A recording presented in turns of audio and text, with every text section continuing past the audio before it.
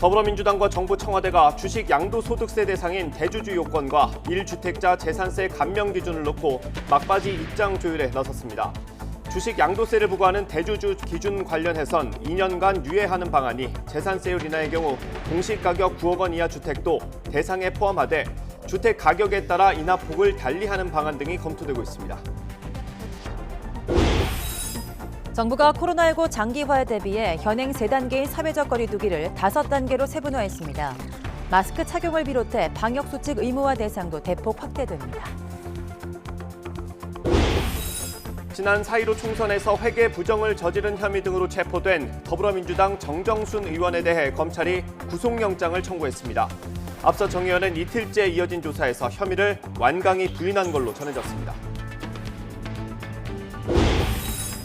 횡령과 뇌물 등의 혐의로 징역 17년형이 확정된 이명박 전 대통령이 오늘 재수감됩니다. 이 전 대통령은 서울 동부구치소 독거실에 수감될 것으로 보입니다. 내년 4월 서울과 부산시장 보궐선거에 후보를 낼지를 묻는 더불어민주당의 전 당원 투표 결과가 오늘 발표됩니다. 공천하는 쪽으로 결론이 날 것으로 보이는데 야당은 피해자에 대한 3차 가해라고 비판하면서 과거 당대표 시절 해당 당원을 만들었던 문재인 대통령의 입장 표명을 촉구했습니다. 미국 대선을 하루 앞두고 승부처로 꼽히는 경합주 표심에 관심이 쏠리고 있습니다. 경합주 6곳 가운데 가장 많은 선거인단이 걸려있는 플로리다와 펜실베니아 등에서 도널드 트럼프, 조 바이든 후보가 오차 범위 내 접전을 펼치고 있는 가운데 두 후보는 막판 변장 유세 총력전을 펼치고 있습니다. 여러분 안녕하십니까? 11월 2일 굿모닝 YTN 시작합니다. 코로나19 장기전에 대비해서 정부가 사회적 거리두기 체계를 기존 3단계에서 5단계로 조정했습니다. 사회적 거리두기 체계가 세분화되면서 방역 조치도 현실에 맞게 달라집니다.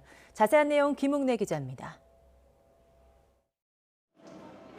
앞으로 1단계에서부터 결혼식장과 마트, 백화점에서 반드시 마스크를 써야 합니다. 2단계부터는 실내 전체로, 2.5단계와 3단계에서는 2m 이상 거리 유지가 안 되는 야외로 의무화 범위가 넓어집니다. 마스크 착용은 2단계부터 전체 실내 시설에서 의무화되며 위반 시 과태료가 부과됩니다. 방역수칙 의무화 시설도 확대됩니다. 다중이용시설을 중점 관리시설과 일반 관리시설 등 2층 구조로 단순화하되 시설 수를 늘리는 식으로 방역을 강화합니다. 우선 중점 관리시설에는 클럽과 룸살롱 등 유흥주점과 단란주점, 콜라텍 등 유흥시설 5종이 포함됩니다. 노래 연습장과 실내 스탠딩 공연장, 방문 판매장은 물론 식당과 카페도 중점 관리시설입니다. PC방과 결혼식장, 장례식장, 학원, 목욕탕, 마트 등은 일반 관리시설에 해당합니다. 특히 유흥시설 5개 업종은 2단계부터, 방문 판매장과 노래 연습장 등은 2.5단계 때 문을 닫아야 합니다. 2.5단계부터 결혼식장과 장례식장에서는 50명 넘게 모일 수 없고 영화관과 PC방은 밤 9시 전까지만 영업할 수 있습니다. 이 밖에도 2단계부터 카페는 포장과 배달만 허용되고 음식점도 밤 9시 이후로는 마찬가지입니다. 이번 조치는 토요일인 오는 7일부터 적용됩니다. 마스크 의무화 위반으로 인한 과태료 부과는 엿새 뒤인 13일부터 이루어집니다. YTN 김웅래입니다. 더불어민주당과 정부가 주식 양도세 부과 기준이 되는 대주주 기준과 1주택자 재산세 완화 문제를 두고 고위 당정청 협의회를 통해서 막판 조율에 나섰습니다. 대주주 3억 원 기준은 일단 유예하고 재산세율 인하의 경우는 9억 원 이하 주택 대상도 포함하되 주택 가격에 따라 인하폭을 달리하는 방식의 무게가 실리는 것으로 보입니다. 김대근 기자입니다. 주식 대주주 기준을 3억 원으로 낮추는 문제를 두고 입장이 엇갈려온 정부와 여당. 시행령에다가 3억으로 이미 반영이 돼서 예고돼서 온 거를 다시 거꾸로 간다는 것이 저희가 보는 정책의 일관성 측면에서도 그렇고 또 자산소득에 대한 과세행평을 한다는 것도 그렇고 저는 뭐 좀 쉽지 않은 결정이라고 생각하고요. 그런데 그 사이 변경된 사정이 있습니다. 2년 후면 양도세가 전면 도입되는 만큼 대주주 요건 완화는 달라진 사정에 맞춰서 재검토가 필요합니다. 개인 투자자들은 세금을 피하려는 매도 물량으로 주가가 폭락할 걸 우려하며 정책 철회를 강하게 요구했고 홍남기 경제부총리 해임을 요구하는 청와대 청원에 22만 명 넘게 동의하기도 했습니다. 국민의힘에서도 대주주 요건을 10억 원으로 유지하는 소득세법 개정안을 발의한 상황. 이런 가운데 당정은 고위 당정청 협의를 통해 막판 이견 조율에 나섰습니다. 민주당 핵심 관계자는 결국 대주주 3억 원 기준을 유예하는 방향으로 결론 날 가능성이 있다고 설명했습니다. 2년 뒤인 2023년부터 주식 거래로 연간 5천만 원 넘는 수익을 내면 양도소득세를 내야 하는 만큼 이때까지 대주주 요건 강화 정책을 미룰 거라는 전망입니다. 1주택자 재산세 완화는 당의 요구대로 공시지가 9억 원 이하 주택까지 대상에 포함하되 세율 인하 폭은 주택 가격에 따라 단계적으로 정할 가능성이 커 보입니다. 하지만 종부세 강화 등의 정책이 후퇴하는 거 아니냐는 비판과 재산세 감소에 대한 지방정부의 우려 등 의견 수렴이 더 필요한 상황. 그런 만큼 한정혜 정책위 의장은 여러 의견을 듣고 있는 상태로 아직 결정된 것은 없다며 조심스러운 반응을 보였습니다. 대주주 요건과 재산세 완화 방안은 이르면 이번 주 안에 발표될 것으로 보입니다. 논란이 컸던 만큼 당정 간의 이견을 어떻게 조율했을지 시장에 관심이 높습니다. YTN 김대근입니다. 정부의 부동산 공시가격 현실화 계획에 대해서 국민 2명 가운데 1명은 동의하지 않는다는 여론조사 결과가 나왔습니다. 집을 소유한 경우 특히 부정적인 반응이 더 많았고 월세와 사글세 거주자는 찬반이 팽팽했습니다. 개훈이 기자가 보도합니다. 지난주 정부와 여당은 부동산 공시가격 현실화 방안을 검토하고 있다고 밝혔습니다. 현재 시세의 50에서 70% 수준에 불과한 공시가격을 향후 10년 동안 최대 90%까지 끌어올리겠다는 건데 당정의 확정안이 발표되면 당장 내년 공시가격에 적용되고 보유세 부담도 커집니다. 2030년까지 공시지가를 시가의 90% 정도까지를 맞추자라고 하는 긴 로드맵입니다. 그 사이에 재산세 변동이 당연히 있을 수 있습니다. YTN이 리얼미터에 의뢰해 부동산 공시가격 현실화에 대해 찬반 의견을 물었더니 절반 정도는 동의하지 않는 것으로 나타났습니다. 동의하지 않는다는 의견이 51.2%로 동의한다는 응답보다 10%포인트가량 많았습니다.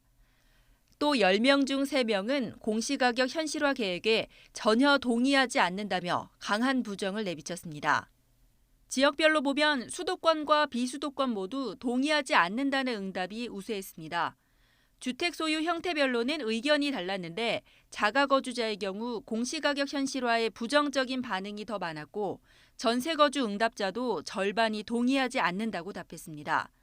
월세와 사글세 거주자는 찬반이 팽팽히 맞섰습니다. 이념 성향별로도 응답이 갈렸습니다. 스스로 보수라고 밝힌 68.4%의 응답자는 동의하지 않는다고 답했지만 진보라고 밝힌 62.5%가 동의한다고 답해 서로 반대의 답변을 내놨습니다. 이번 조사는 지난달 30일 전국 18세 이상 성인 남녀 500명을 대상으로 무선과 유선 등으로 실시됐고 표본 오차는 95% 신뢰 수준에서 플러스 마이너스 4.4%포인트입니다. YTN 개훈입니다. 네, 국회는 오늘부터 556조 원 규모의 내년 예산 심사에 착수합니다. 국회 예산결산특별위원회는 오늘 내년도 예산안 공청회를 시작으로 모레 종합정책 질의 등을 거쳐 16일에는 사업별 감액과 증액 심사를 진행합니다. 더불어민주당은 포스트 코로나 시대 대응을 위해서 21조 3천억 원 규모인 한국판 뉴딜 사업 예산을 당력을 모아 통과시킨다는 방침입니다.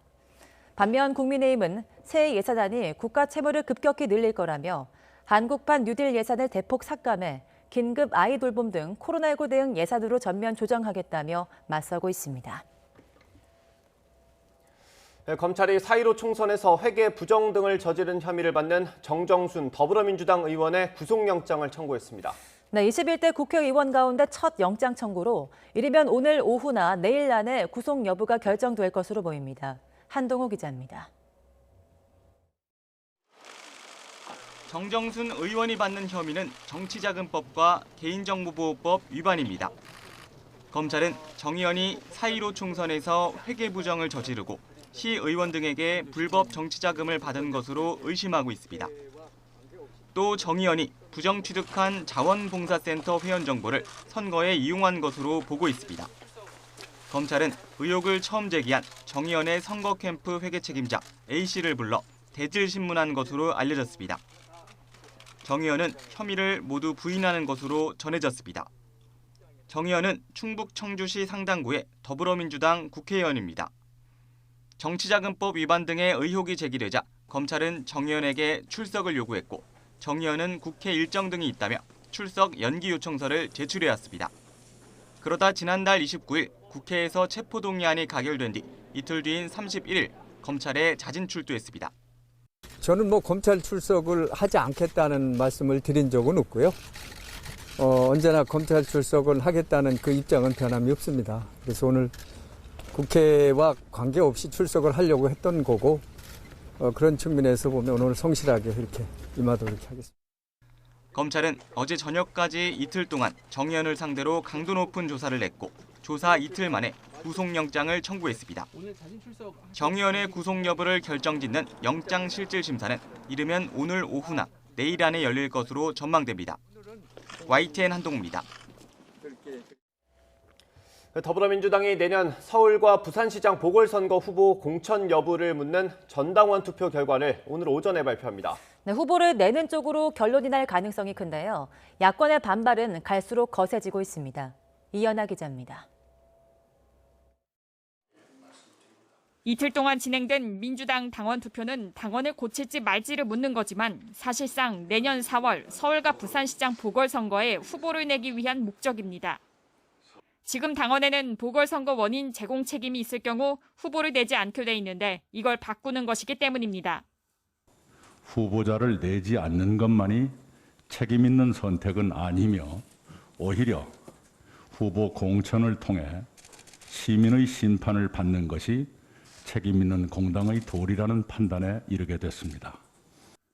당원 게시판 등 당내 분위기를 볼 때 후보를 내는 쪽으로 결론 날 가능성이 큽니다. 국민의힘은 긴급 기자간담회까지 열고 민주당의 공천 자체가 피해자에 대한 3차 가해라며 공세 수위를 더욱 높였습니다. 재보선 공천 자체가 피해자에 대한 제3차 가해입니다. 재보선 공천 추진을 당장 철회하는 것이 피해자와 국민께 대한 최소한의 도리이며 상식이라는 것을 명심하시길 바랍니다. 민주당이 바꾸려는 당원은 5년 전 당시 당대표였던 문재인 대통령이 만든 것 아니냐며 이를 뒤집으려는 걸 어떻게 생각하는지 대통령이 직접 입장을 밝히라고 압박했습니다. 국회 여성가족이 국민의힘, 국민의당 의원들은 840억 원에 이르는 보궐선거 비용은 어떻게 할 거냐고 공동 성명을 통해 따져 묻기도 했습니다. 정의당도 민주당의 전 당원 투표는 말과 정치의 가벼움을 확인시키는 것뿐이라고 비판에 가세했습니다. 민주당은 오늘 최고위원회에서 당원 투표 결과를 발표할 예정이어서 야당들의 반발은 이후 극에 달할 것으로 보입니다. YTN 이연아입니다. 문재인 대통령의 국정감사가 마무리되자마자 차관급 인사를 단행하면서 이제 관심은 개각 시점과 규모에 쏠리고 있습니다. 네, 연말 중폭 이하 개각 가능성이 높은 가운데 경우에 따라선 규모가 더 커질 수도 있어 보입니다.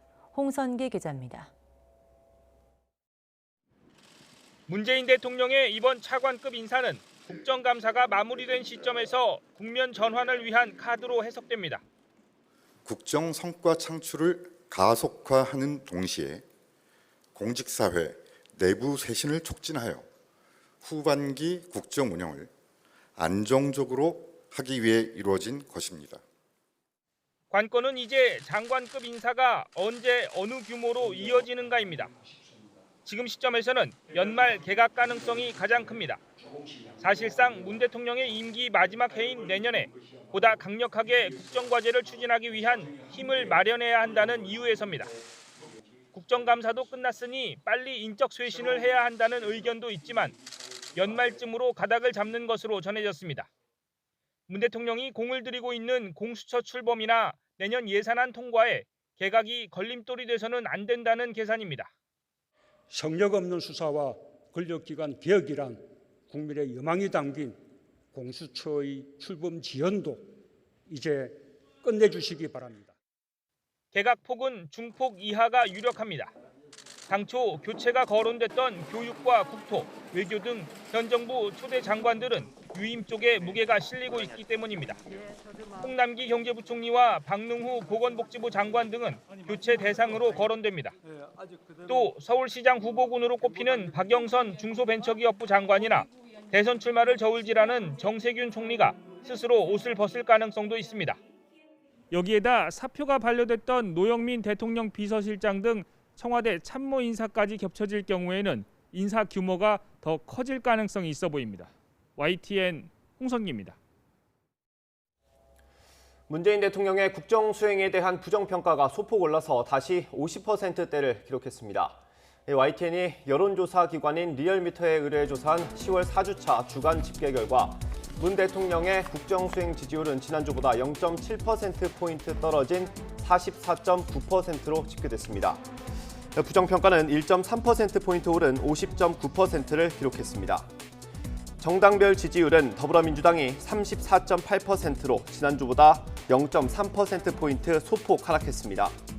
반면 국민의힘은 28.9%로 1.6%포인트가 올랐지만 민주당과의 격차는 오차범위 바뀝니다. 국민의당은 6.9%, 열린민주당 6.5%, 정의당은 4.8%로 집계됐습니다. 이번 조사는 지난달 26일부터 30일까지 닷새 동안 전국 18세 이상 유권자 2,536명을 대상으로 실시했고 표본 오차는 95% 신뢰 수준의 플러스 마이너스 1.9%포인트입니다. 자세한 내용은 리얼미터나 중앙선거 여론조사 심의위원회 홈페이지를 참고하면 됩니다.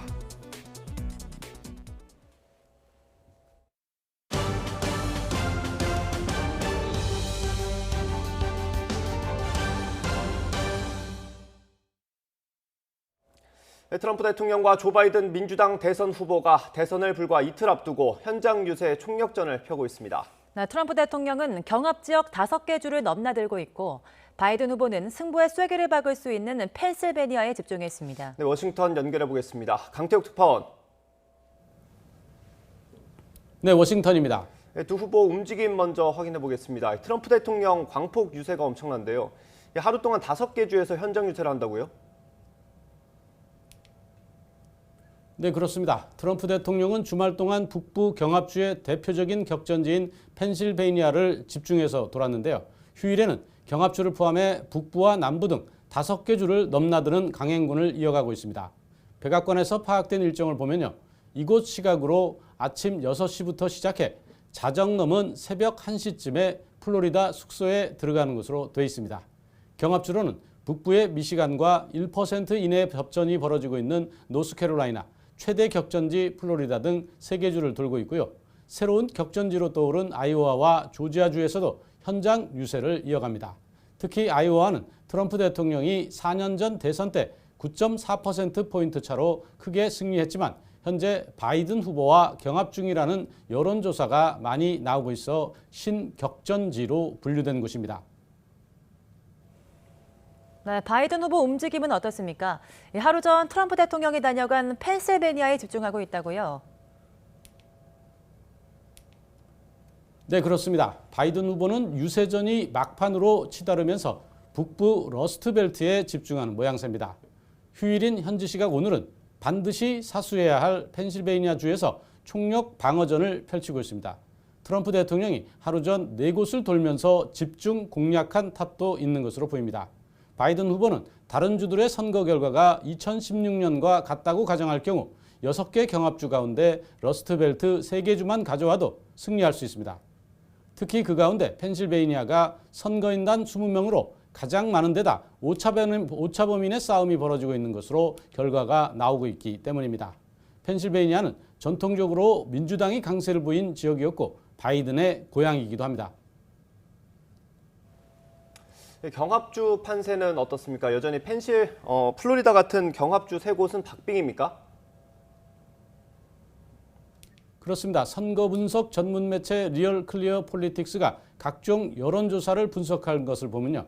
6개 경합주에서 바이든 후보는 49.2% 지지율로 트럼프 대통령 45.5%와 3.7%포인트 격차로 앞서고 있습니다.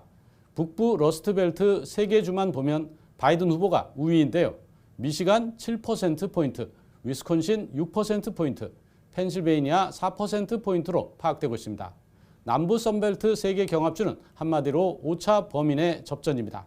바이든 후보가 플로리다 1.7%포인트, 노스캐롤라이나 2.3%포인트, 애리조나 1%포인트 등으로 우위를 달리고 있는 것으로 파악됐습니다.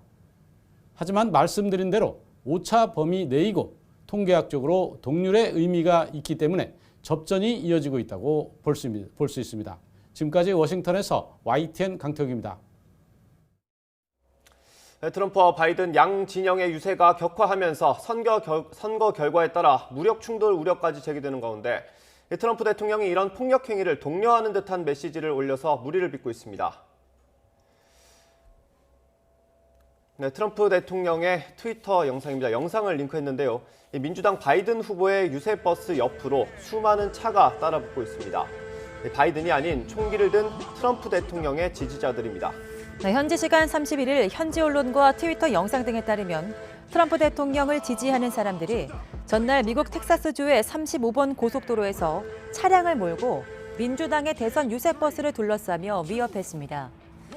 이들 차량은 민주당 유세버스를 발견하자 뒤따라가 포위하고 욕설과 야유를 퍼부었는데요. 이들 중 일부는 총기를 들고 있었다고 합니다. 심지어 이들을 태운 차는 민주당 유세버스를 세우려고 했고 이 과정에서 민주당원이 탄 승용차를 밀어내려고 일부러 부딪히는 장면도 포착됐습니다. 트럼프 대통령은 유세버스에 위협을 가하는 해당 동영상을 자신의 트위터에 올리면서 나는 텍사스가 좋다고 밝혀 논란을 불렀습니다. 횡령과 뇌물 등의 혐의로 징역 17년의 실형을 확정받은 이명박 전 대통령이 오늘 구치소에 재수감됩니다. 이 전 대통령은 서울중앙지검에 출석한 뒤 검찰 차량을 타고 서울 동부구치소로 이동할 예정인데 별도의 입장 표명은 하지 않을 걸로 전해졌습니다. 강희경 기자의 보도입니다. 병원 진료를 마친 이명박 전 대통령이 예정대로 오늘 구치소에 다시 수감됩니다. 대법원에서 징역 17년의 실형이 확정되면서 검찰이 형 집행 절차에 들어가는 겁니다. 이 전 대통령은 오후 1시 반쯤 서울 논현동 자택을 출발해 오후 2시 서울중앙지검에 먼저 출석합니다. 이후 법무부 호송차가 아닌 검찰 수사 차량을 타고 서울 동부구치소로 함께 이동할 예정입니다. 자택 앞 또는 검찰청이나 구치소 앞에서 별도의 입장 발표는 하지 않을 것으로 전해졌습니다. 이 전 대통령이 수감될 곳은 2018년 3월 구속영장 발부 때부터 이듬해 3월 보석으로 풀려나기까지 1년 동안 생활한 적 있는 서울 동부구치소입니다. 이번에도 마찬가지로 독방에 수용될 전망입니다. 미결수와 기결수가 수감되는 곳이 달라 방 위치 자체는 다르지만 크기만 보면 화장실까지 포함해 13.07제곱미터, 3.95평 정도였던 규모와 비슷할 것으로 보입니다. 수감 뒤엔 분류심사가 진행됩니다. 개방처우 S1부터 중경비처우 S4까지의 등급을 정한 뒤 그에 맞는 경비 등급의 교도소가 배정됩니다. 형이 확정된 기결수 신분이기 때문에 구치소가 아닌 기결수들이 생활하는 교도소로 옮겨지는 겁니다. 다만 이 전 대통령이 건강 문제를 호소하고 있다는 점이 변수입니다. 다른 수용시설에서 치료가 어려워 보일 경우 최서원 씨와 마찬가지로 일단은 급한 치료를 먼저 동부구치소에서 받은 뒤 등급에 맞는 교도소로 옮겨질 것으로 보입니다. 이번에 수감되면 이 전 대통령은 과거 수사와 재판 과정에서 옥살이를 한 1년을 제외하고 나머지 16년의 형기를 채워야 합니다. YTN 강희경입니다. 전해드린 대로 이명박 전 대통령은 서울 동부구치소 독방에 수용될 전망입니다. 13.07제곱미터, 그러니까 4평이 채 안 되는 이런 모양이 될 것으로 보이는데요. 보여드리는 이 평면도는 실제 지난 2018년 3월 이 전 대통령이 구속영장 발부 때부터 이듬해 3월 보석으로 풀려나기까지 1년 동안 생활했던 방의 모습입니다. 이 방을 자세히 한번 보겠습니다. 이 방에는 이렇게 TV가 있고요. 책상 겸 밥상, 그리고 침대 대신에 접이식 매트리스가 있습니다. 싱크대가 있는 모습도 보이고요. 이 화장실에는 샤워 시설과 변기, 그리고 세면대까지 비치가 되어 있습니다. 이 미결수와 기결수는 수감되는 곳이 달라서 방 위치 자체는 다르지만 규모와 구조는 비슷할 것으로 전망됩니다. 네, 완성차 업계가 국내 최대 쇼핑 축제인 코리아셀 페스타에 참여해 대대적인 할인 행사에 나섭니다. 현대차는 소나타와 더 뉴 그랜저, 산타페 등 8개 차종 13,000대를 최대 10% 할인해 판매합니다. 기아차도 8개 인기 차종을 대상으로 최대 10%까지 할인해주고 일부 모델은 최저 1%, 최장 60개월 저금리 할부 혜택도 제공합니다. 쉐보레는 말리부, 트랙스, 이코녹스 구매 고객에게 차량 가격의 최대 10%를 지원하고 보증 기간을 최대 5년까지 연장하거나 10만 킬로미터까지 확대된 보증 서비스를 무상으로 제공하기로 했습니다. 네, 국민의힘 나경원 전 의원은 과거 원정 출산과 이중 국적 의혹 공격을 받았던 자신의 아들이 곧 입대한다고 밝혔습니다. 나 전 의원은 자신의 SNS에 이같이 밝히고 국민으로서 당연히 이행해야 할 의무지만 아들 입대 날짜가 다가올수록 마음이 무거워진다며 당시 의혹을 제기한 여권을 향해 자신은 그렇게 산 사람이 아니라고 주장했습니다.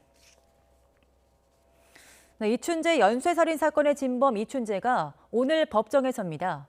이춘재는 오늘 오후 수원지방법원에서 열리는 연쇄살인 사건 8차 사건의 재심 재판에 증인으로 출석할 예정입니다. 신상 공개 결정 이후 처음으로 대중 앞에 서는 자리이지만 이춘재의 모습이 언론에 공개될 가능성은 낮습니다.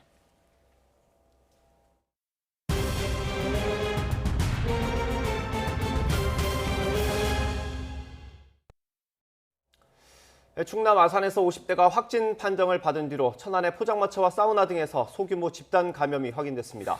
관련 확진자가 계속 늘고 있는 가운데 최초 환자의 감염 경로가 아직 밝혀지지 않아서 방역 당국이 긴장하고 있습니다. 이상곤 기자입니다.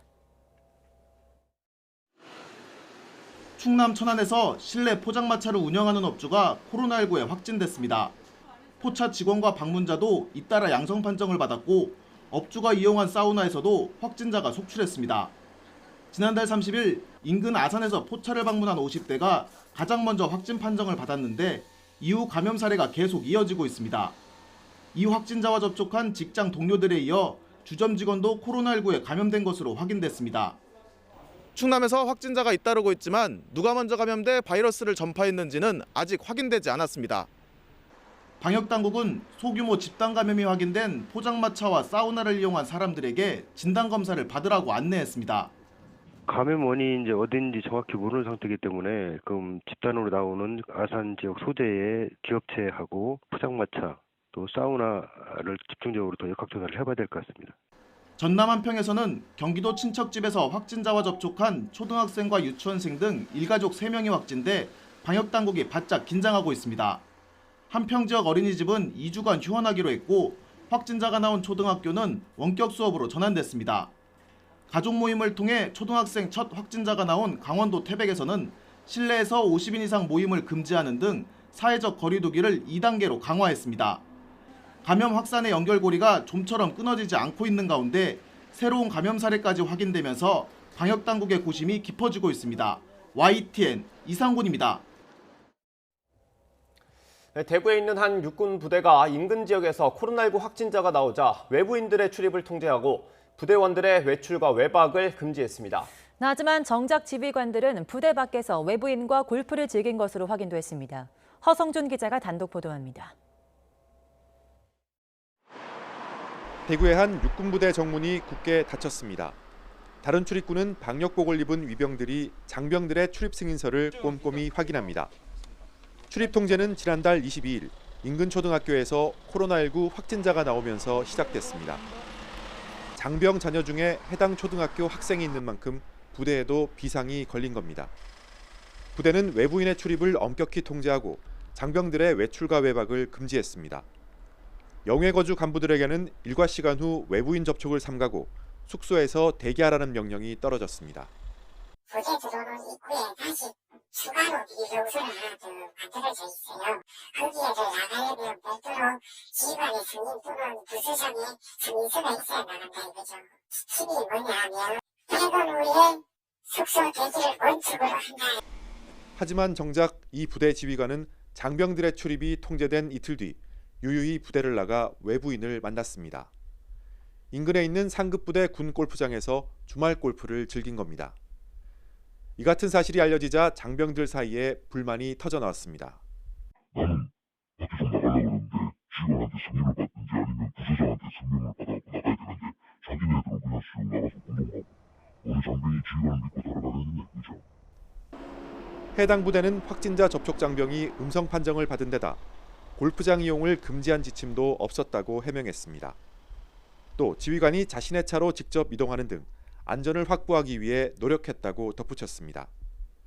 하지만 코로나19 잠복기를 고려하면 지휘관의 행동이 적절치 않았다는 지적이 많습니다.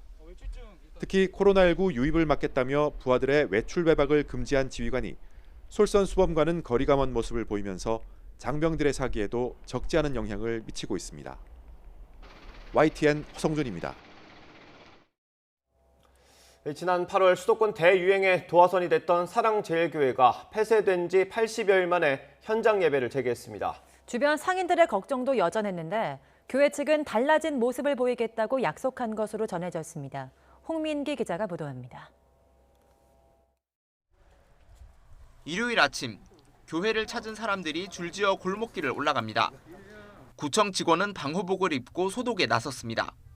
교회 대면 예배를 허용한 사회적 거리두기 1단계 조치에 따라 사랑제일교회가 다시 문을 열었기 때문입니다.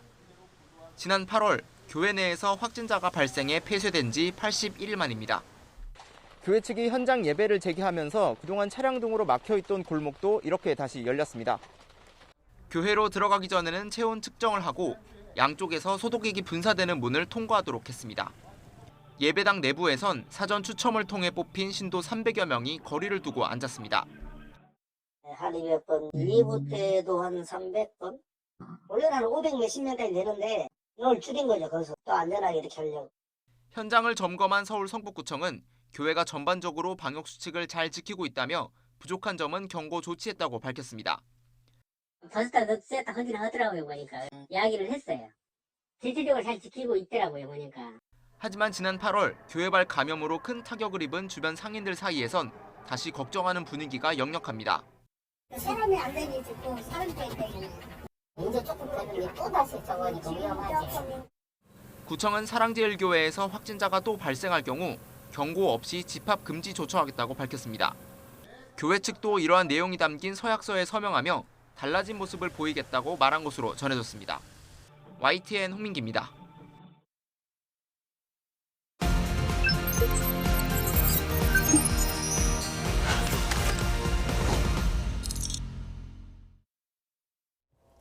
한 대학생이 자신의 카드를 훔쳐간 절도 용의자를 발견해서 담당 경찰에 신고했는데 엉뚱한 답변을 들었습니다. 자신의 술을 마셔 출동할 수 없다며 직접 용의자를 따라가 보라고 말한 겁니다. 엄윤주 기자가 취재했습니다. 한강 둔치에서 현금 30여만 원이 든 지갑을 잃어버린 대학생 김정재 씨. 5시간 뒤 한 편의점에서 카드 결제 문자가 날아오자 바로 강남경찰서에 신고했습니다. 이틀이 지나도 연락이 없자 사건을 맡은 강력팀 형사에게 전화를 걸었습니다. 범행 당시 CCTV를 확보했는데도 형사의 대답은 시큰둥했습니다. 이번이 노숙자 같으니까 못 잡을 것 같다. 그래서 문자를 했었거든요. 저번에. 형사님 그럼 제가 잡아서 제가 오겠습니다. 이런 말 했어요. 23일 날에 제가. 형사라면 어떻게든 잡아보겠다라는 의지가 보여야 되는데 애초에 의지가 안 보였어요. 저희는. 참다 못한 김 씨는 편의점을 직접 찾아갔습니다. 1시간째 이곳 주변을 돌아다녔던 김 씨는 마치 드라마처럼 맞은편에서 자전거를 탄 범인을 발견했습니다. 앞서 경찰이 보내줬던 인상착의와 너무 똑같아 한 번에 알아볼 수 있을 정도였습니다.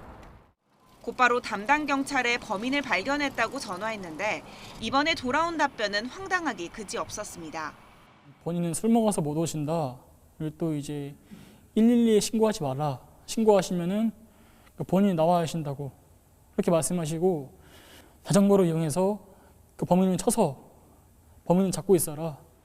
결국 112에 신고한 뒤 50분가량 범인을 혼자 뒤쫓던 김 씨는 부근 파출소에서 출동한 경찰과 함께 범인을 붙잡았습니다. 수고했다, 잘했다 이렇게 말씀하시는데 저는 시민이고 전 피해자고 한데 이게 되려 이게 형사는 집에 있고 제가 잡았으니까 좀 어이가 없었죠. 담당 경찰은 YTN과 통화에서 출동하기 어렵다고 말한 건 인정하면서도 112에 신고하지 말라고 한 적은 없다고 반박했습니다. 제사를 하다 보니까 집에서 가족들하고 같이 술을 먹었거든요. 힘들더라도 일단 좀 추적하는 데 해보고 안 되면 그때 가서 이렇게 112 신고 정도 간단하게 이야기를 해 부분인데 아니 억양이 어떻게 받아들이냐에 따라서 문제가 되는 거겠죠.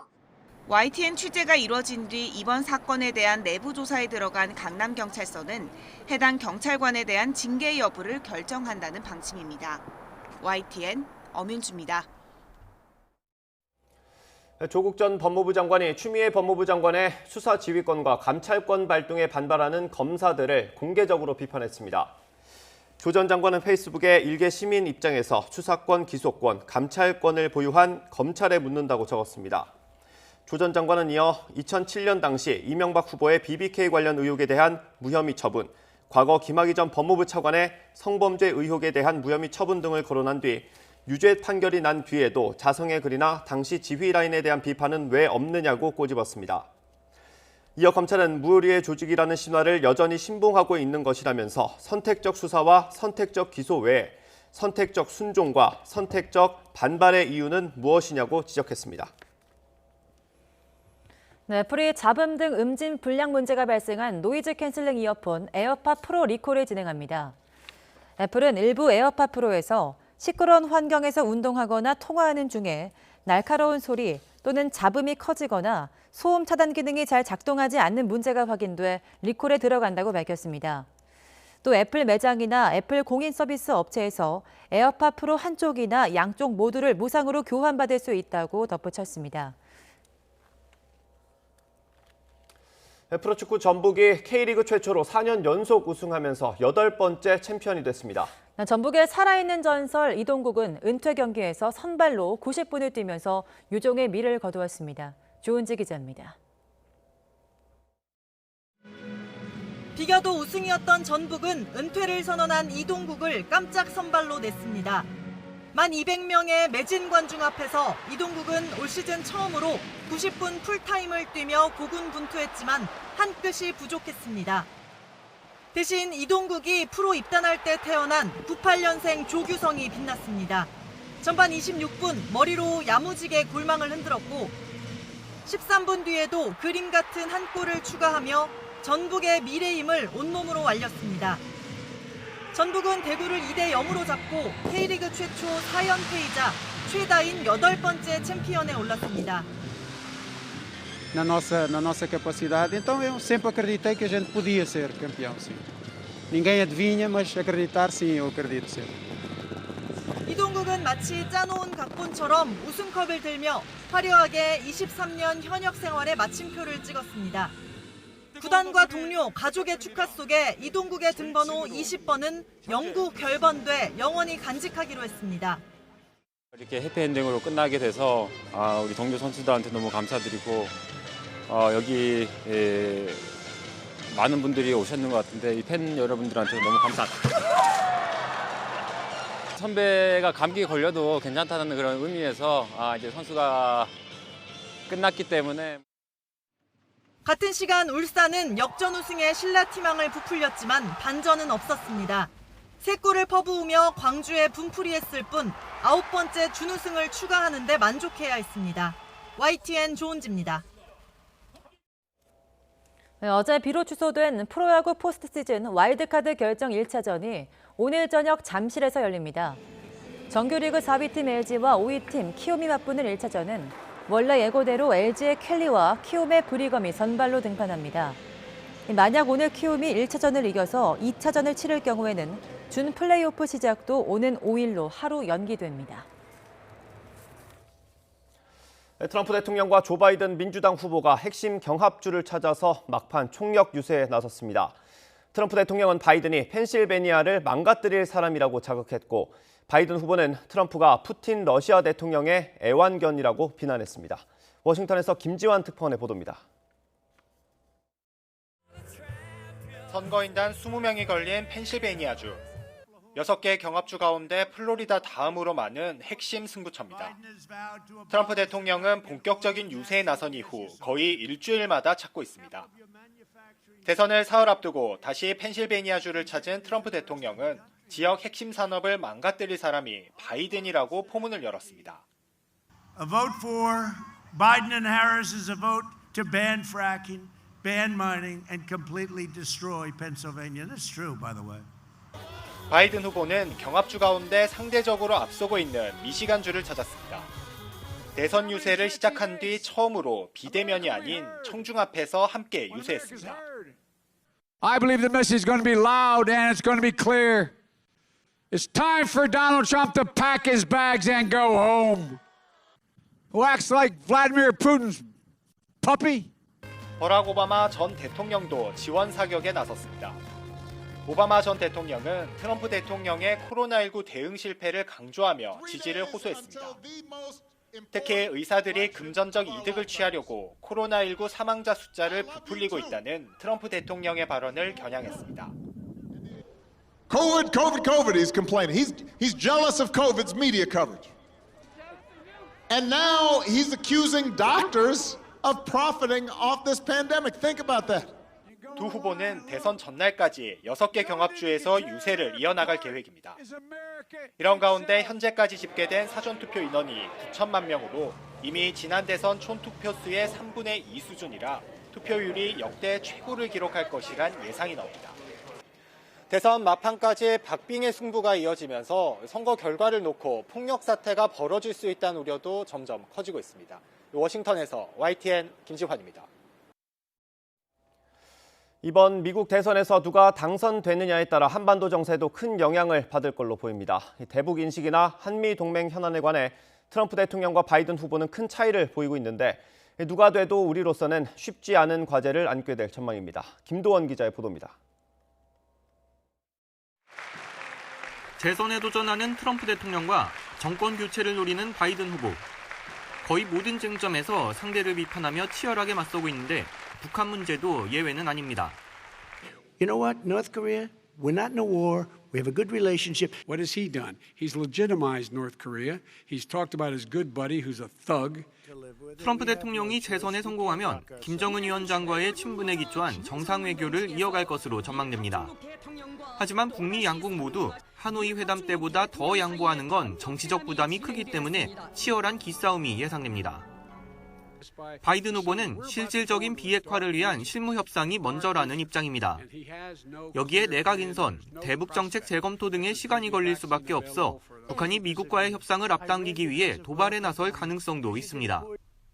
트럼프가 재선이 되든 아니면 바이든 후보가 당선이 되건 미국 입장에서는 북한이 먼저 협상을 위한 선제적인 입장 변화가 있어야 한다는 입장을 취하고 있기 때문에 한미동맹 현안에서도 트럼프 대통령은 주한미군 철수 위협을 불사하며 방위비 인상을 한층 강하게 요구할 것이 확실시됩니다. 반면 바이든 행정부는 한미동맹의 중요성을 강조하면서 대중 압박 전선 동참이나 한미일 안보 협력 복원을 요구할 경우 우리 외교의 폭이 제한될 수도 있습니다. 누가 집권하든 우리에겐 부담이 될 전망이어서 대응 전략을 세우기는 쉽지 않을 것으로 보입니다. YTN 김도원입니다. 프랑스 사법당국이 니스에서 발생한 흉기 테러와의 연관성을 의심하며 체포한 사람이 총 6명으로 늘었다고 AFP 통신이 현지 시각 1일 보도했습니다. 이들은 튀니지에서 이탈리아를 거쳐 프랑스로 들어온 테러 용의자 브라임 아우이사우이와 직접 접촉했거나 접촉했을 가능성이 있는 사람들입니다. 당국은 지난달 31일 니스에서 차로 약 40분 거리에 있는 그라스에서 25살과 63살 남성을 각각 체포했으며 용의자와 접촉한 혐의로 튀니지 국적의 29살 남성도 추가로 체포했습니다. 터키와 그리스 사이의 에게해에서 발생한 강진 사망자가 현지 시각 1일 기준 60명으로 늘었습니다. 레제프 타이프 에르도안 터키 대통령은 현지 시각 지난달 31일 피해 현장을 방문한 자리에서 현재까지 37명이 목숨을 잃었다고 말했습니다. 이후 서부 지역에서 추가로 희생자가 확인되면서 전체 사망자가 58명으로 늘었다고 AFP 통신이 보도했습니다. 앞서 지난달 30일 그리스 사모스 섬에서도 10대 2명이 숨져 지금까지 확인된 사망자는 53명입니다. 터키 국영 TRT 방송은 서부 해안에서 건물 약 20채가 붕괴했으며 6천여 명의 구조대가 건물 잔해에서 생존자 수색 작업을 벌이고 있다고 보도했습니다.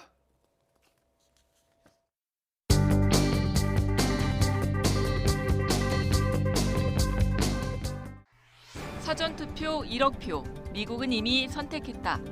4년 전처럼 역전. 이번엔 다르다. 혹시나 트럼프가 또 이길 가능성은? 미 대선을 하루 앞두고 조간들은 샤이 트럼프가 많을지, 샤이 바이든이 많을지 분석 기사를 쏟아냈습니다.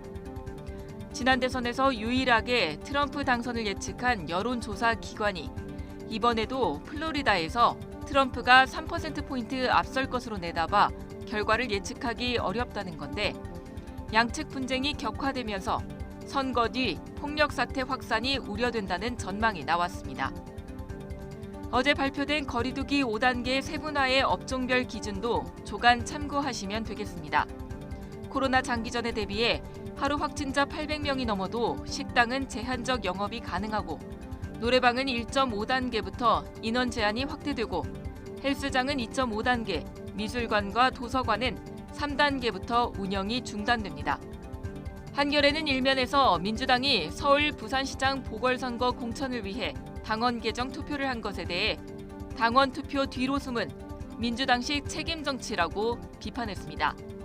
경향신문은 숲 대신 나무만 보는 민주당이라며 실망한 당원들의 목소리를, 한국일보는 브레이크가 없는 슈퍼 여당에 대해 유신 정부가 연상된다는 전문가 의견 전했습니다.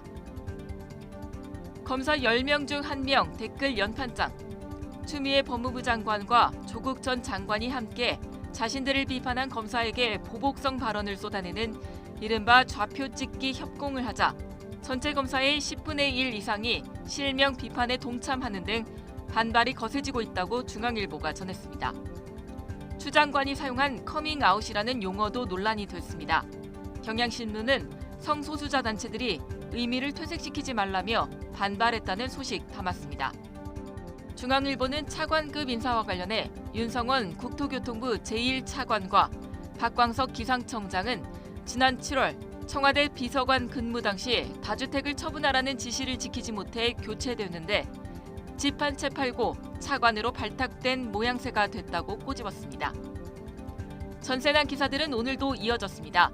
전세 대란이 전국으로 번지는 가운데 서울 전세 중간값이 처음으로 5억 원을 돌파했고, 집값 올라 수수료가 늘어난 영향 등으로 공인중개사 응시생이 역대 최다를 기록했다고 전했습니다. 한국일보는 올해 최고가 아파트 분석 기사를 실었는데요. 일반인들은 잘 모르는 절세 공식을 통해 부의 세습 도구로 활용된다고 지적했습니다. 조간 브리핑 김연아입니다. 11월의 첫 출근길 짙은 안개를 주의해 주시기 바랍니다. 밤사이 내리던 비는 대부분 그쳤지만 공기 중에 습도가 높아지면서 현재 대부분 지역에 짙은 안개가 끼어 있는데요. 현재 충남 서천의 가시거리는 30m, 경기도 광주도 90m로 시정이 무척 짧습니다. 출근길 차간 거리 넉넉하게 두시고 감속 운행해 주시기 바랍니다. 오늘 아침은 중부 지방을 중심으로 기온이 크게 떨어졌습니다. 현재 기온 파주 1도, 동두천 3.2도, 서울 8.2도 등 5도 안팎의 기온을 나타내고 있습니다. 낮 동안 전국이 대체로 맑은 가운데 예년 이맘때 날씨를 보이겠는데요. 서울 낮 기온 15도, 대전 17도, 대구 18도로 예상됩니다. 당분간 북서쪽에서 찬 공기가 물려오며 날은 더욱 추워지겠습니다. 특히 수요일 서울에 올가을 첫 영하권 추위가 찾아오겠는데요. 추위 대비 잘해주시기 바랍니다. 오늘 밤부터 내일 새벽 사이 중부와 호남 지역에는 약한 비가 조금 내리겠고요. 산간 지역으로는 눈발이 날리는 곳도 있겠습니다. 교통안전과 보행자 안전에 각별히 신경 써주시기 바랍니다. 지금까지 상암동 야외 스튜디오에서 YTN 홍나실입니다.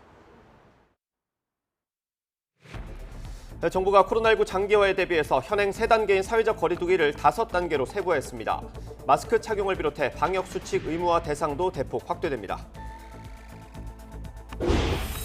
지난 4.15 총선에서 회계부정을 저지른 혐의 등으로 체포된 더불어민주당 정정순 의원에 대해서 검찰이 구속영장을 청구했습니다. 앞서 정 의원은 이틀째 이어진 조사에서 혐의를 완강히 부인한 것으로 전해졌습니다. 횡령과 뇌물 등의 혐의로 징역 17년형이 확정된 이명박 전 대통령이 오늘 재수감됩니다. 이 전 대통령은 서울 동부구치소 독거실에 수감될 걸로 보입니다. 미국 대통령 선거일이 우리 시각으로 하루 앞으로 다가왔습니다. 승부처로 꼽히는 플로리다와 펜실베니아 등 경합주 6곳에서 대혼전이 펼쳐지고 있는 가운데 도널드 트럼프, 조 바이든 두 후보는 막판 총력 유세에 나섰습니다. 횡령과 뇌물 등의 혐의로 징역 17년형이 확정된 이명박 전 대통령이 오늘 다시 수위를 입습니다. 네, 재수감을 앞둔 이 전 대통령이 머물고 있는 사택 앞에 저희 취재 기자 나가 있습니다. 신준명 기자.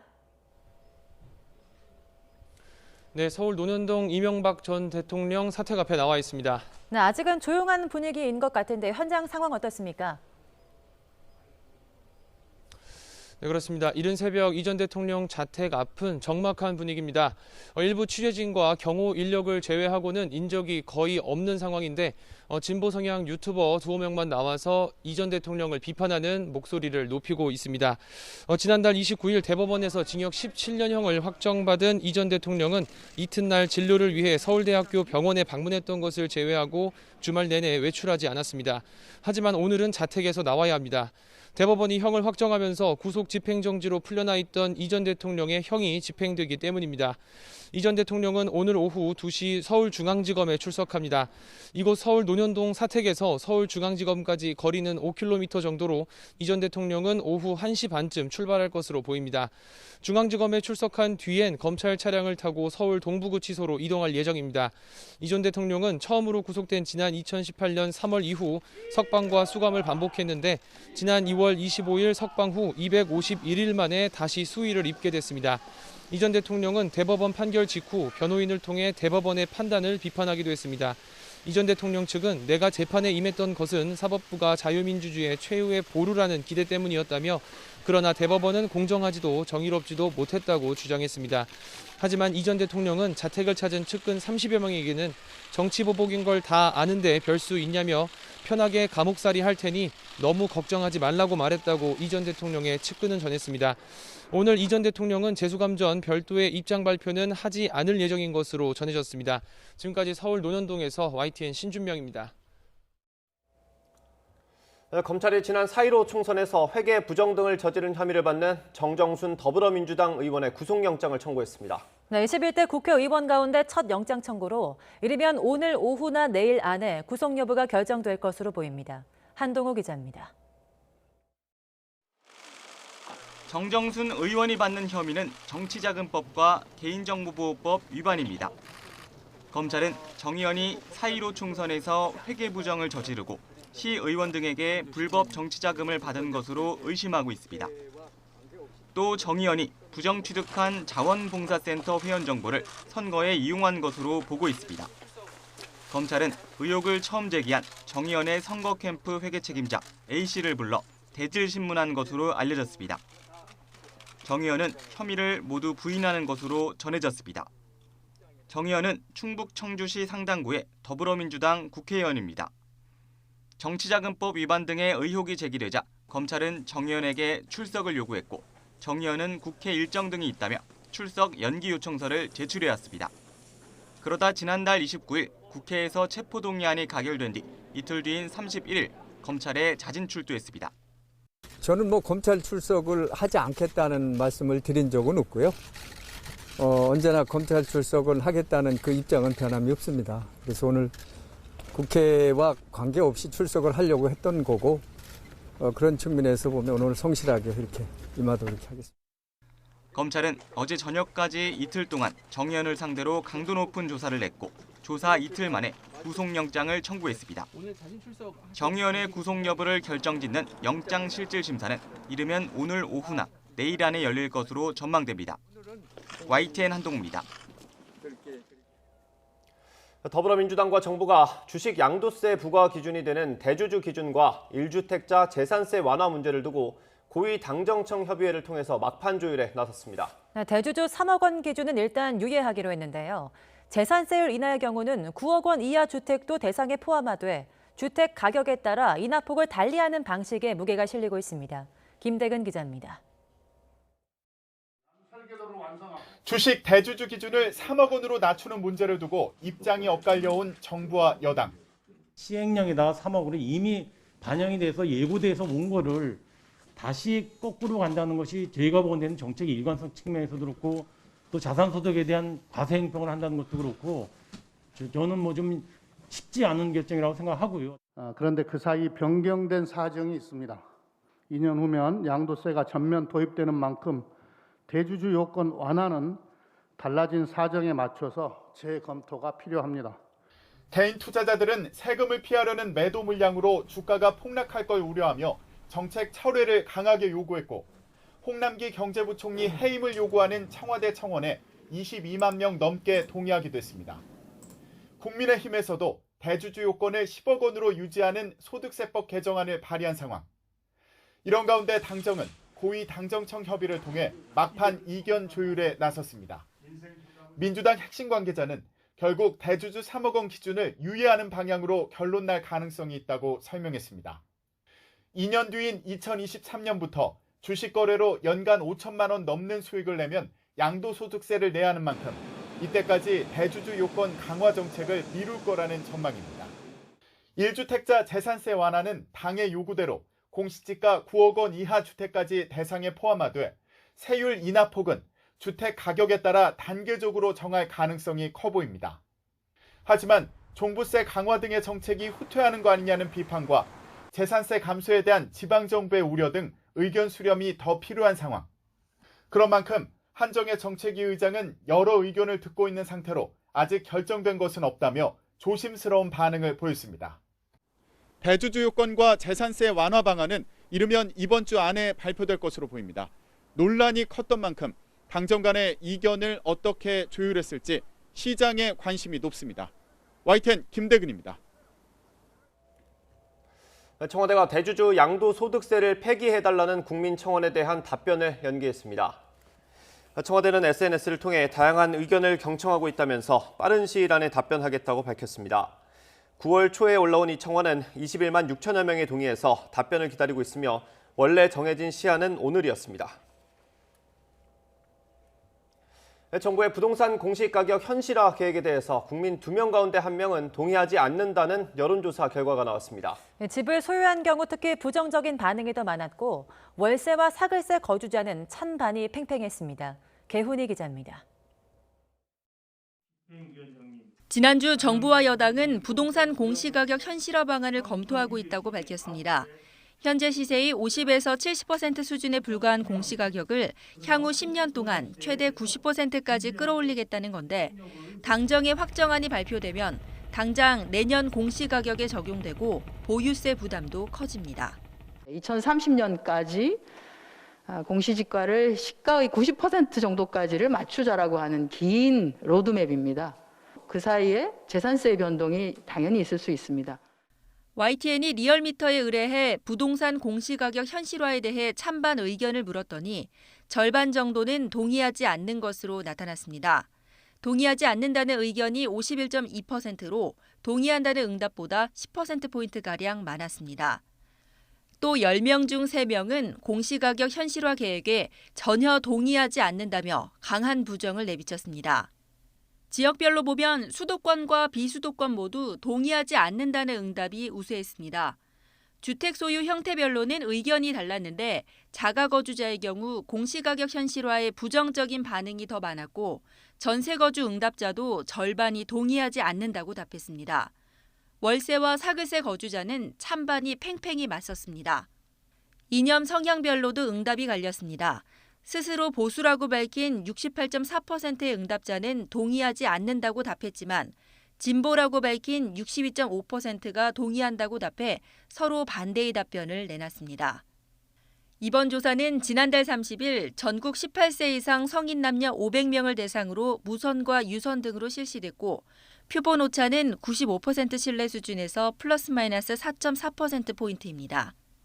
YTN 개훈입니다.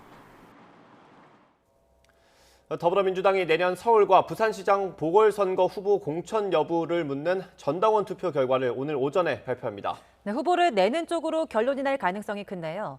야권의 반발은 갈수록 거세지고 있습니다. 보도에 이연아 기자입니다. 이틀 동안 진행된 민주당 당원 투표는 당원을 고칠지 말지를 묻는 거지만 사실상 내년 4월 서울과 부산시장 보궐선거에 후보를 내기 위한 목적입니다. 지금 당원에는 보궐선거 원인 제공 책임이 있을 경우 후보를 내지 않게 돼 있는데 이걸 바꾸는 것이기 때문입니다.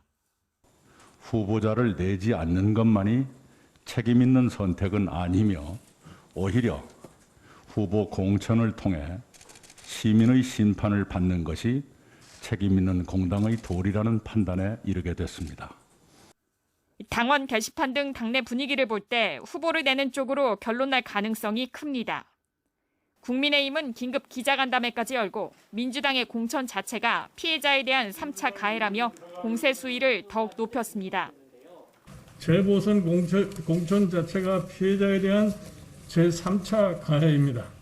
재보선 공천 추진을 당장 철회하는 것이 피해자와 국민께 대한 최소한의 도리이며 상식이라는 것을 명심하시길 바랍니다. 민주당이 바꾸려는 당원은 5년 전 당시 당대표였던 문재인 대통령이 만든 것 아니냐며 이를 뒤집으려는 걸 어떻게 생각하는지 대통령이 직접 입장을 밝히라고 압박했습니다. 국회 여성가족위 국민의힘 국민의당 의원들은 840억 원에 이르는 보궐선거 비용은 어떻게 할 거냐고 공동 성명을 통해 따져 묻기도 했습니다. 정의당도 민주당의 전 당원 투표는 말과 정치의 가벼움을 확인시키는 것뿐이라고 비판에 가세했습니다. 민주당은 오늘 최고위원회에서 당원 투표 결과를 발표할 예정이어서 야당들의 반발은 이후 극에 달할 것으로 보입니다. YTN 이현아입니다. 네, 국회는 오늘부터 556조 원 규모의 슈퍼 예산 심사에 본격 착수합니다. 국회 예산결산특별위원회는 오늘 내년도 예산안 공청회를 시작으로 4일부터 종합정책 질의 등을 거쳐 16일에는 사업별 감액과 증액 심사를 진행합니다. 더불어민주당은 포스트 코로나 시대 대응을 위해서 21조 3천억 규모인 한국판 뉴딜 사업 예산을 당력을 모아 통과시킨다는 방침입니다.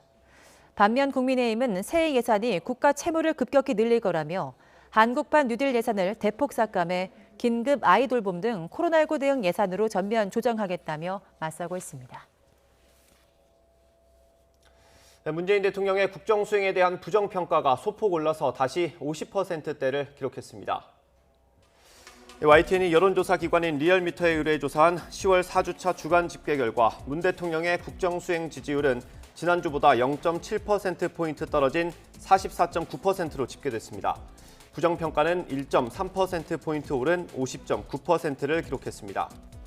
정당별 지지율은 더불어민주당이 34.8%로 지난주보다 0.3%포인트 소폭 하락했습니다. 반면 국민의힘은 28.9%로 1.6%포인트가 올랐지만 민주당과의 격차는 오차범위 밖이었습니다. 국민의당은 6.9%, 열린민주당 6.5%, 정의당은 4.8%로 집계됐습니다. 이번 조사는 지난달 26일부터 30일까지 닷새 동안 전국 18세 이상 유권자 2,536명을 대상으로 실시했고 표본 오차는 95% 신뢰 수준의 플러스 마이너스 1.9%포인트입니다. 자세한 내용은 리얼미터나 중앙선거 여론조사 심의위원회 홈페이지를 참고하면 됩니다.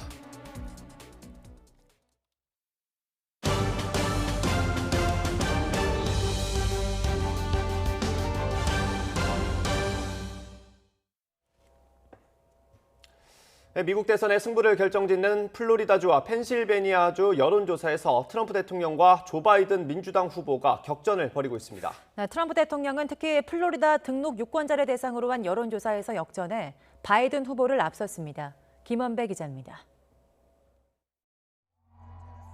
미국 ABC 방송과 워싱턴 포스트가 지난달 29일 실시해 현지 시각 1일 발표한 여론조사를 보면 플로리다주에서 도널드 트럼프 대통령은 50%를 얻어 48%를 얻은 조 바이든 민주당 후보를 2%포인트 앞선 것으로 나타났습니다. 지난 9월 실시된 같은 여론조사에서도 트럼프 대통령이 51%, 바이든 후보가 47%를 기록한 데 이어 이번에도 트럼프 대통령은 오차범위 내 우위가 이어졌습니다. 특히 등록 유권자층에선 트럼프 대통령이 49%, 바이든 후보는 47%로 트럼프 대통령이 역전한 것으로 나타났습니다. 지난 9월 조사에서는 바이든이 48% 대 47%로 앞섰습니다. 미국은 유권자 등록을 한 사람만 투표에 참여할 수 있습니다. 그러나 뉴욕타임스가 현지 시각 1일 발표한 플로리다주 여론조사 결과를 보면 바이든 후보가 47%, 트럼프 대통령은 44%로 바이든 후보가 앞서는 것으로 나타났습니다. 또 다른 핵심 경합주인 펜실베이니아주에서는 ABC 방송과 워싱턴 포스트 공동 여론조사에서 바이든 후보 51%, 트럼프 대통령 44%로 바이든이 7%포인트 우위를 보였습니다. 그러나 격차는 한 달 전의 10%포인트보다 줄어들었습니다. 특히 등록 유권자를 대상으로 한 조사에서는 49% 대 45%로 격차가 더 좁혀진 것으로 나타났습니다. 뉴욕타임스의 펜실베이니아주 여론조사에서는 바이든이 49%, 트럼프 43%로 바이든이 6%포인트 앞섰습니다. 미국 대선의 승부를 결정짓는 6개 핵심 경합주 가운데 플로리다주는 가장 많은 29명의 선거인단이 걸려있고 펜실베이니아주도 20명이 배정돼 있는데 트럼프 대통령은 4년 전 대선에서 근소한 표차로 승리하며 선거인단을 독식했습니다. YTN 김원배입니다. 이번 미국 대선에선 여성과 흑인표가 변수가 될 거란 분석이 잇따르고 있습니다. 네, 이를 의식하는 트럼프 대통령은 현재 교회 거주 여심 공략에 적극적인데 최근 여론조사 결과를 보면 큰 효과는 보지 못하고 있습니다. 이여진 기자입니다. 미국에서 교회 지역은 가장 큰 표밭입니다. 전체 유권자의 절반 가까이가 교회에 살기 때문입니다. 전통적으로 교회 지역엔 화이트 칼라 직종의 백인 남편과 전업주부가 많이 살았는데 최근 이민자들이 늘면서 인구 구성이 다양해지고 있습니다. 이런 변화가 2년 전 중간선거에서 공화당에 뼈아픈 패배를 안겼습니다. 그리고 그 중심엔 여성들이 있었습니다. 이들은 마초적인 트럼프 스타일을 좋아하지 않습니다. We come together when we take the streets, when we vote. Women are the single most powerful political force in America, and there is nothing, not one thing that Donald Trump can do to stop us. 이 때문에 바이든과 트럼프 간 여성 지지율은 현재 큰 격차를 보입니다. 지난 10월 23일부터 26일까지 전국 유권자 1,005명을 대상으로 한 CNN 여론조사 결과를 보면 여성 유권자의 61%는 바이든을, 37%는 트럼프를 지지했습니다. 결국 트럼프 대통령은 직접 여성 표 공략에 나섰는데 별 반응이 없어 애를 태우고 있습니다. Suburban women, you should love me for what I'm doing because I'm saving the suburbs. 흑인을 포함한 유색인종 표심도 당락을 가를 거라는 분석이 많습니다. CNN의 같은 조사에서 유색인종의 71%는 바이든을 지지했고 트럼프는 24% 지지만 얻었습니다. 백인 50%가 트럼프를 지지한 것과는 큰 차이가 있습니다. He is non-racist. He always talk about everyone. He doesn't separate black from white. 유색인종의 코로나19 피해가 컸던 점. 지난 5월 조지 플로이드를 비롯해 최근 필라델피아 흑인 남성 피격 사망까지 인종차별과 경찰 폭력 문제가 부각된 영향이란 지적입니다. YTN 이여진입니다. 미국 대선 투표는 우리 시간으로 3일 오후부터 4일 오전까지 24시간에 걸쳐서 치러집니다. 네, 주요 경합지들의 결과에 따라 당락이 확정되는 시간은 많이 지연될 수도 있습니다. 예상 시나리오를 조수연 기자가 보도합니다. 첫 번째 시나리오는 민주당 바이든 후보의 승리입니다. 지금까지의 여론조사 결과와 일치하는 것으로 트럼프 대통령도 패배를 인정할 수밖에 없는 뚜렷한 격차를 보인다는 겁니다. 2016년 대선 당시 힐러리 클린턴 후보는 개표 당일 우리 시간 오후 4시 반쯤 패배를 선언했는데 올해도 비슷한 시간을 예상해 볼 수 있습니다. 두 번째는 트럼프 대통령의 대선 불복 시나리오입니다. 플로리다나 펜실베이니아 등 승패가 걸려있는 핵심 경합주의 개표 결과 바이든이 근소한 차이로 앞설 경우를 말합니다. 이렇게 되면 트럼프 대통령은 우편 투표 등을 문제 삼으며 해당 주에서 재검표를 주장할 가능성이 있습니다. 2000년 부시 고어 대결 때처럼 12월이 돼서야 연방 대법원 판결로 당락이 확정되는 상황이 되풀이될 수도 있습니다. 마지막으로 트럼프 대통령의 승리도 예측해 볼 수 있습니다. 4년 전처럼 트럼프 대통령이 핵심 경합주를 가져간다는 얘기입니다. 사전 투표에서는 민주당 지지자들이 강세를 보인 만큼 선거 당일 현장 투표에 공화당 지지자들이 얼마나 나올지가 관건입니다. 특히 보수 진영 사이에서 자신의 의견을 드러내지 않은 이른바 샤이 트럼프 표심이 중요한 변수가 될 전망입니다. YTN 조수연입니다. 네, 미국 대선을 앞두고 영부인 후보들의 행보가 큰 대조를 보이고 있습니다. 뒤늦게 선거전에 합류한 트럼프 대통령의 부인 멜라니아 트럼프가 조용한 퍼스트레이디의 모습을 보이고 있는 반면 바이든 민주당 후보의 부인 질 바이든은 광폭 행보를 이어가고 있습니다. 최문석 기자가 보도합니다. 1차 TV 토론이 끝난 뒤 퍼스트레이디 후보들의 모습은 확연히 달랐습니다. 멜라니아 트럼프 여사는 남편 곁에 조용히 서 있는 반면 질 바이든 여사는 남편과 포옹하고 관객에게 손을 흔들며 인사를 잊지 않았습니다. 선거 유세 방식도 180도 다릅니다. 대선을 일주일 앞두고 첫 유세에 나선 멜라니아는 연단에서 연설만 끝낸 뒤 돌아갔습니다. We must keep Donald in the White House so he can finish what he started and our country can continue to flourish. 반면 질 바이든은 지지 연설의 장소로 자신이 평생 몸담아온 교육 현장을 택했습니다.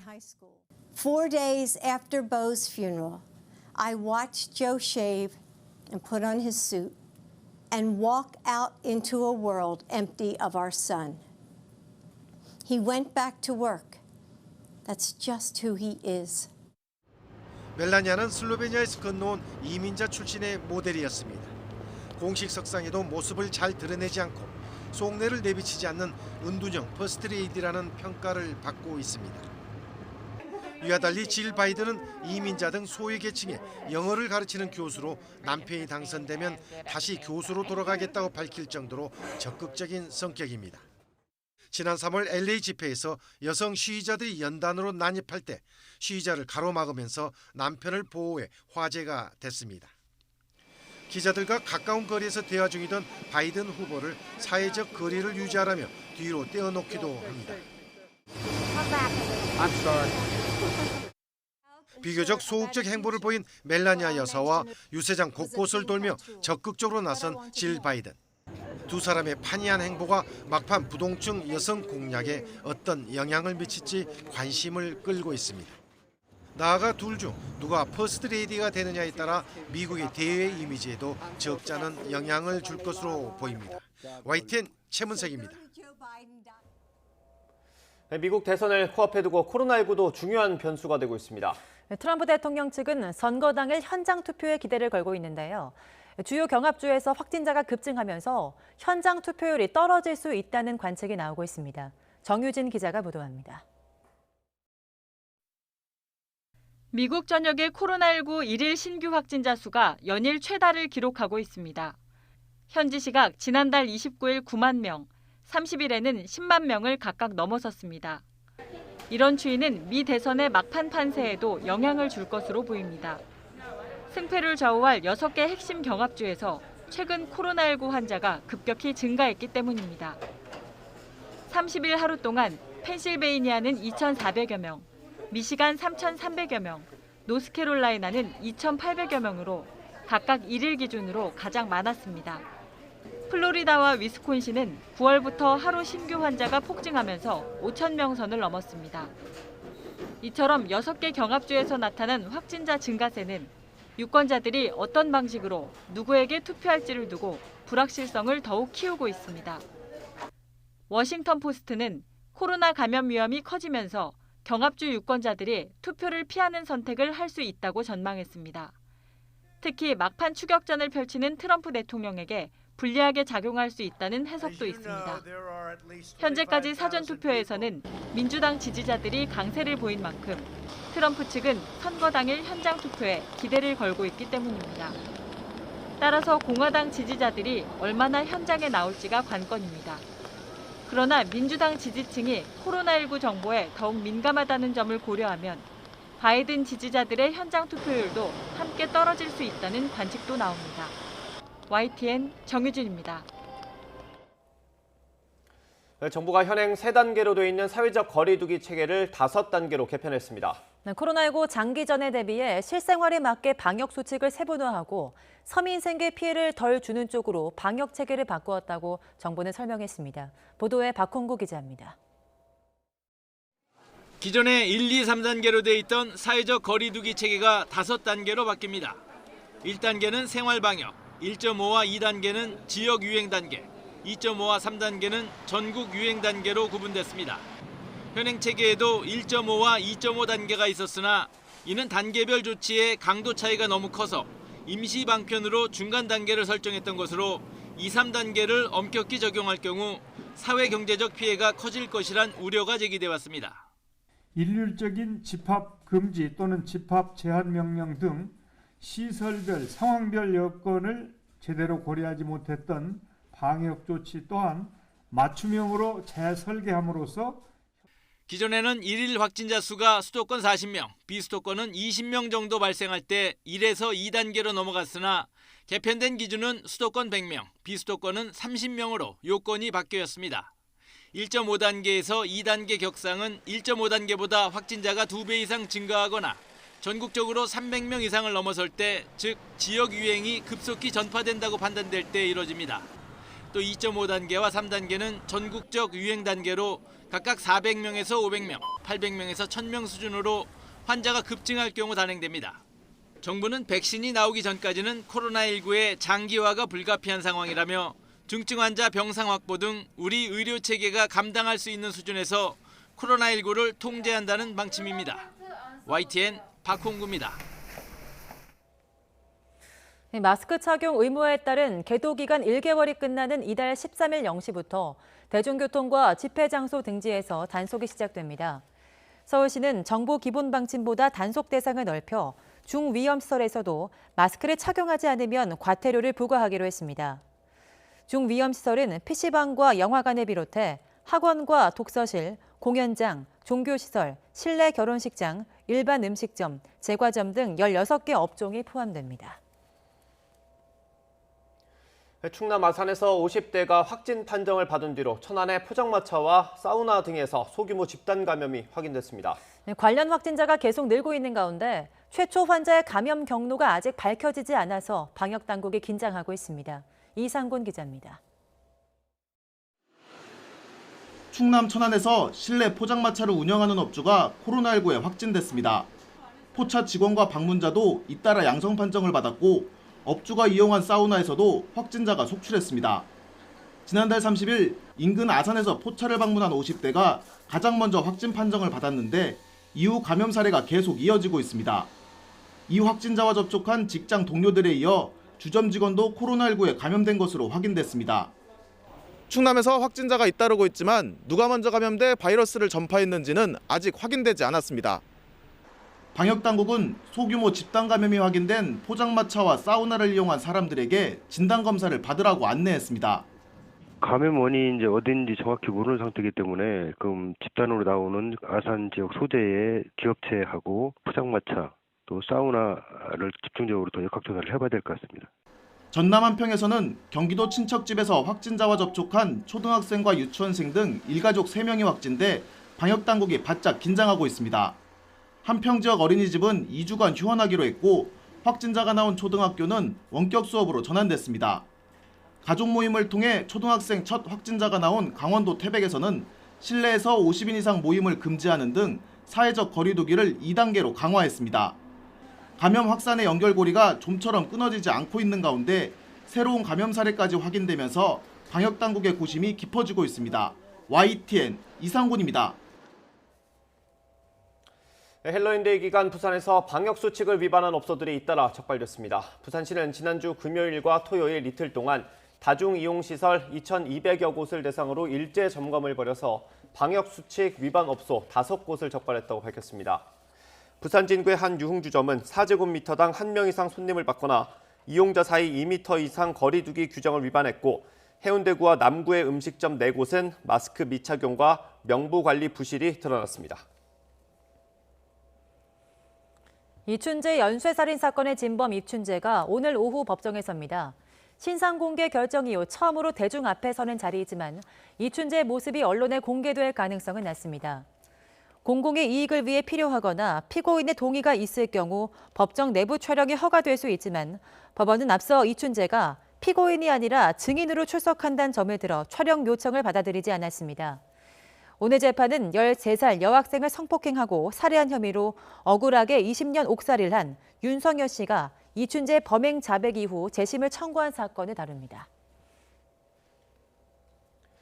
직장 내 괴롭힘 금지법이 시행된 이후에 이른바 직장 갑질이 다소 개선됐다는 조사 결과가 나왔습니다. 하지만 젊은이와 여성, 비정규직, 소규모 사업장일수록 직장 갑질이 여전하다고 느끼는 것으로 확인됐습니다. 기정훈 기자입니다. 직장인 1000명에게 물어봤더니 직장 내 갑질이 줄었다고 느끼는 사람은 56.9%, 지난해 조사 때보다는 17.7%포인트, 지난 6월 조사 때보다도 3.4%포인트 늘었습니다. 시민단체 직장갑질 119가 지난달 22일부터 닷새 동안 설문조사한 결과입니다. 하지만 남자의 64.1%가 갑질이 줄었다고 느낀 반면 여자는 52.7%가 줄지 않았다고 답했습니다. 연령별로도 40대 이상은 줄었다는 응답이 많았지만 20, 30대는 줄지 않았다는 응답이 반을 넘었습니다. 또 정규직보다는 비정규직이, 큰 사업장보다는 작은 사업장 근로자들이 여전히 갑질을 느끼고 있는 것으로 조사됐습니다. 그럼에도 직장 갑질 지수는 꾸준히 개선됐습니다. 숫자가 높을수록 직장에서 불합리한 처우가 심각한 것을 말하는데 올해 25.6점으로 지난해보다 4.9점, 2018년보다는 9.4점 낮아졌습니다. 직장 내 괴롭힘 금지법이 2018년 제정돼서 2019년 7월 1일 시행됐는데요. 법이 시행됨으로써 법이 직장 내 괴롭힘이라는 게 위법행위라는 것이 확인됐고 직장에서 이것을 개선하려는 노력이 이어져 왔기 때문에 이런 의미 있는 통계가 나왔다고 봅니다.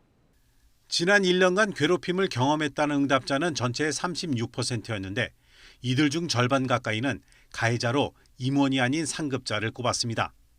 또 괴롭힘을 당했을 때 대응 방법을 묻는 질문엔 58.7%가 참거나 모르는 척했다고 대답했는데 대응해도 나아지지 않을 것 같아서라는 게 가장 큰 이유였습니다. 여론조사 전문기관 엠브레인 퍼블릭의 의뢰에 이뤄진 이번 조사는 표본오차 95%에 신뢰 수준은 플러스 마이너스 3.1%포인트입니다. YTN 기정훈입니다.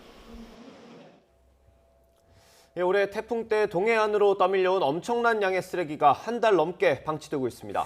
자치단체는 예산이 부족해 치우지 못했다는 궁색한 변명을 내놓았지만 늑장 행정이란 비판이 커지고 있습니다. 송세혁 기자가 취재했습니다. 드넓은 해변 백사장에 작은 언덕처럼 쌓인 쓰레기 더미가 가득합니다. 지난달 태풍 때 떠밀려온 쓰레기로 한 달 넘게 치우지 않은 겁니다.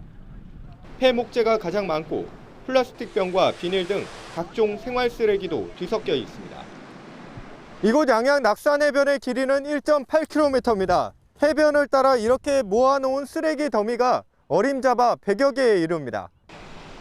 관광객들은 흉물스러운 쓰레기 더미를 피해 다니며 눈살을 찌푸립니다.